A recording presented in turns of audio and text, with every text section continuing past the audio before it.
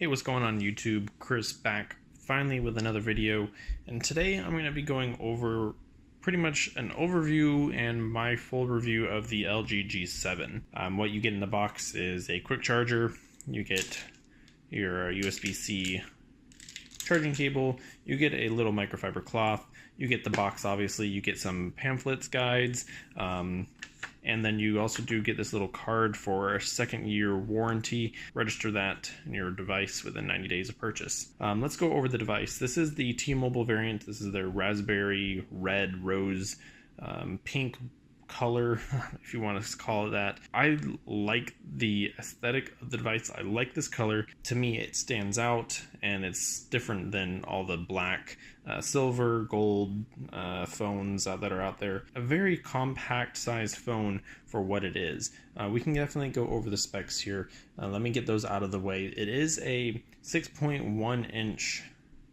It is a 1440p display. So 6.1 inches, 1440 by 3120. So it's a very tall and narrow screen with actually a 19.5 by 9 ratio. So it's not the standard 18 by 9. It's much taller than other devices that are out there on the market at the moment. It is an IPS LCD display, but the blacks are very similar to that of an AMOLED, which I was actually very surprised about. The screen gets extremely bright, and this is one of the features right off the bat is it has a daylight screen boost mode, which bumps up the brightness to 1000 nits. So if you're in direct sunlight, like I am out in California a lot of the time, that helps quite a bit if you can't see the display, but I don't see you needing to use that quite often because the display gets quite bright. We do have all the rounded corners as you'd expect. There is a notch up here, and here we can see the front-facing camera. We have the ambient light sensor and LED notification light and your earpiece. And then down here we do have a little bit of a chin. On the bottom we do have a headphone jack, USB-C, fast charging port, your bottom firing speaker. Up top we do have the SIM tray, which does expand micro SD card support. There's a mic. On this side we do have the power button, which is not textured or anything like that, but it is metal and very clicky to press, very satisfying. On this side is some magic buttons. So we got a volume, your standard volume up and down buttons, just as clicky, and then we have a Google Assistant button, a dedicated Google Assistant button, whereas Samsung is using a Bixby. You can press it to access Google Assistant. You can double press it to open Google Lens, as you can see here. Tap on that, and I think it's LG China. Yeah, Google Lens needs some work though, that's for sure. It's not very helpful from what I've experienced. Anyways, inside this has the Snapdragon 845. It does have 4 gigs of RAM, 64 gigs of storage. So on the low side, most flagships nowadays have probably maybe 4 to 6 gigs of RAM, and then varying storage options, 128, 256, such as OnePlus. Pixel has 128 as well. So that's unfortunate to see, but you do get the expandable storage up to, I believe it's 2 terabytes, which you do have future proofing there. On the back here you see that fingerprint scanner, which surprisingly in my opinion isn't the fastest compared to other devices such as from Huawei or OnePlus. You can see here, let me turn that screen brightness up just a little bit more so you can see. So it takes just a little bit longer to open, and for a flagship device, to be honest, that's a negative for me. I expect it to read much faster. You don't get any gesture support either on this, so that's another bummer. Inside there is a 3000 milliamp hour battery. That is extremely small for a flagship device with high-end specs, so you can expect battery life to be mediocre at best compared to let's say the Huawei Mate 10 Pro, which has a 4000 milliamp hour battery. The OnePlus 6 I think has like a 3300 milliamp hour. Honor View 10 has a 3750 milliamp hour battery. Razer Phone 4000 in that range. So there's definitely devices that have bigger batteries. If battery life is something you're wanting, from my experience, do not get the G7 for that purpose, because I've always found myself looking for an outlet to charge, plugging my phone in all the time. I've always been anxious when I'm using this phone because of the battery life.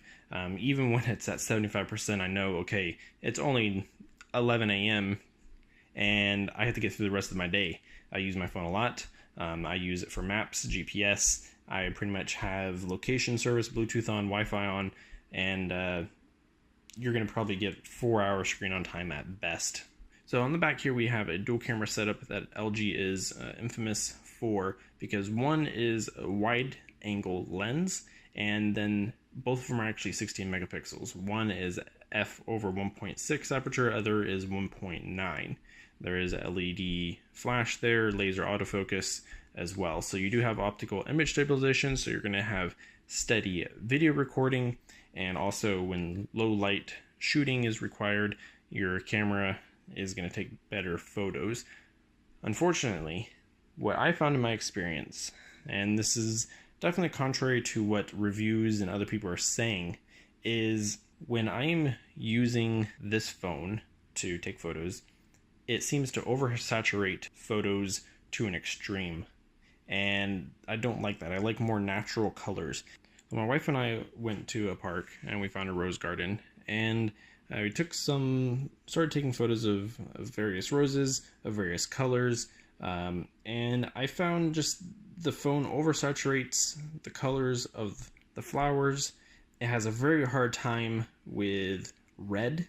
I know a lot of smartphones do in general, but this phone even more so. This, I had to use manual mode just to be able to get the shade of red correctly, and you can see here use a lot of detail on the flower with all the petals and things like that. They do have an AI mode, which is pretty pointless. It pretty much tells you what it sees. The camera app in general is just very busy and very difficult to use. Google Lens, I could care less. I want to be able to customize these. I don't want to use AI camera.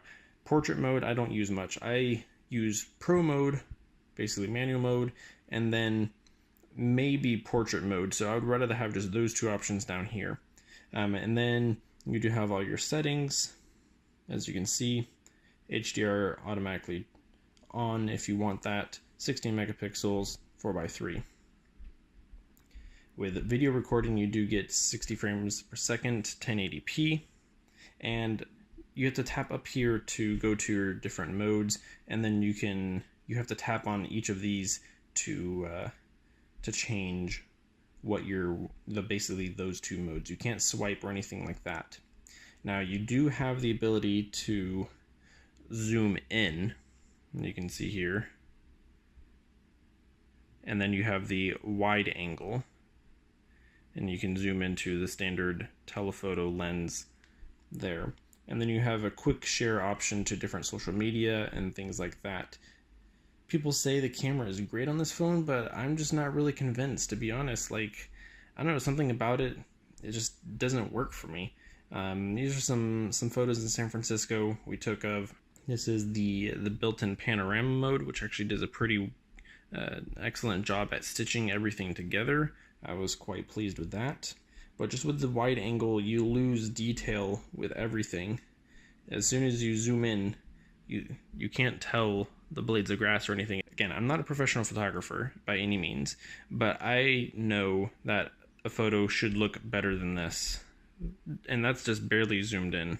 And then you also do have the slightest effect of fisheye when you're using this wide angle. Now here's a very simple kind of close-up HDR type photo. Now I tapped to focus on the center, and the focus and the detail, this is a standard angled lens, and I don't understand why that's so blurry. My wife always tells me I take forever to take photos, and because I always want to make sure my hand is steady, make sure everything's perfect, the lighting's correct, and sometimes I switch to manual mode just to make sure that's the case. But I don't know why this is blurry. If there's OIS, this should be crisp, there should be detail, you should be able to see all of that.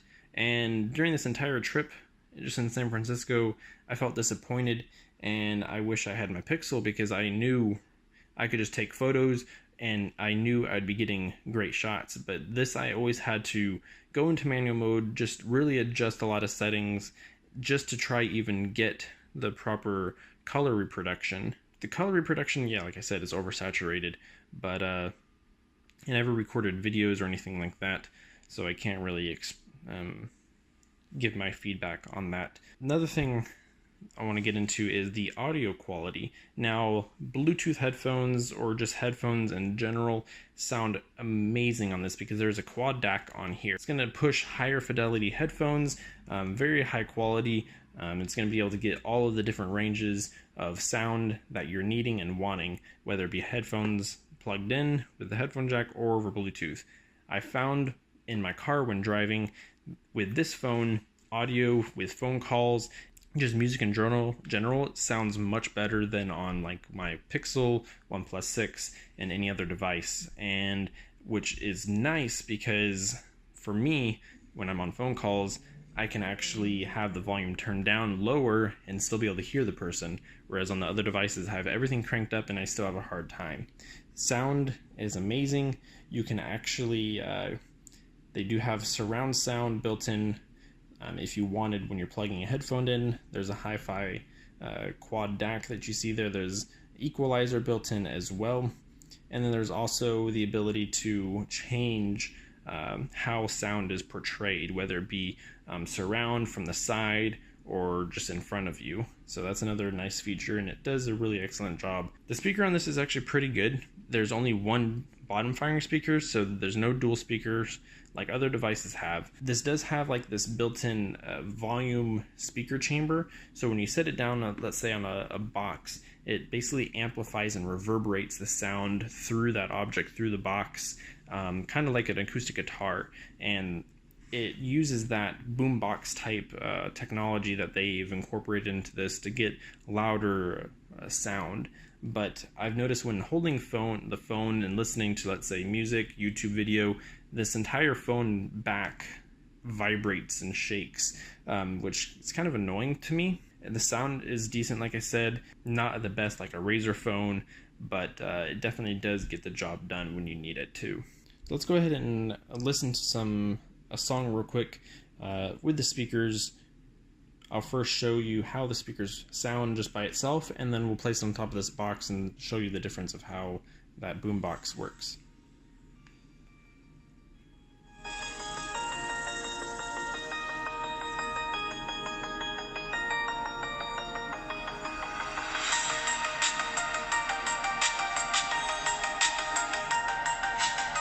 Right now, this entire back portion right here, like I mentioned, is vibrating. Now let's go ahead and set this on top of the box.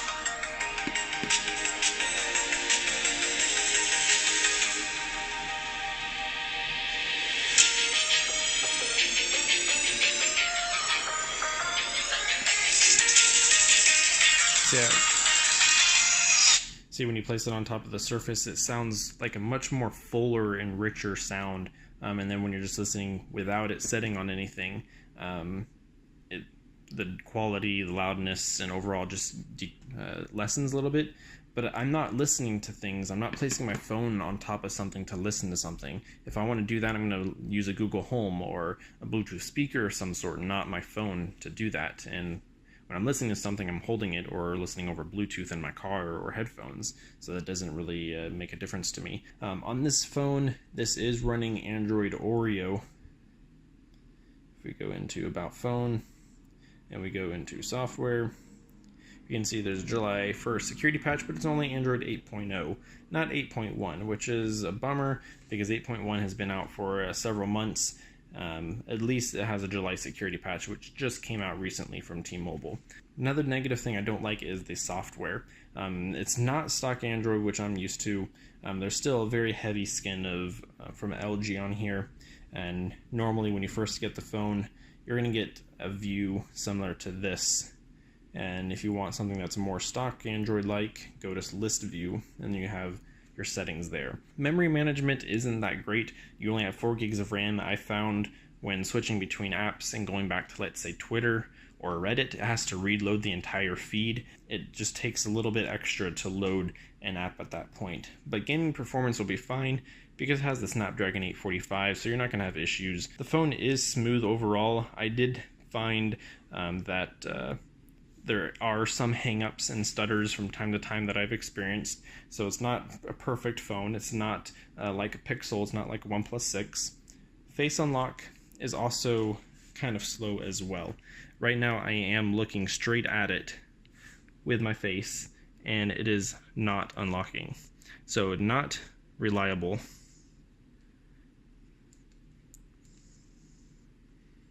And when it does work, it does take a little longer to actually open up. I find a lot of times when just taking my phone out of my pocket, I'm trying to unlock the phone and it takes a minute, and it just takes away from the whole experience of it. I'm using the Pixel 2 launcher, as you can see here, so I get all the features like I would on a Pixel device. That's what I do on all of my phones, so I get a consistent user experience as far as usability, things like that.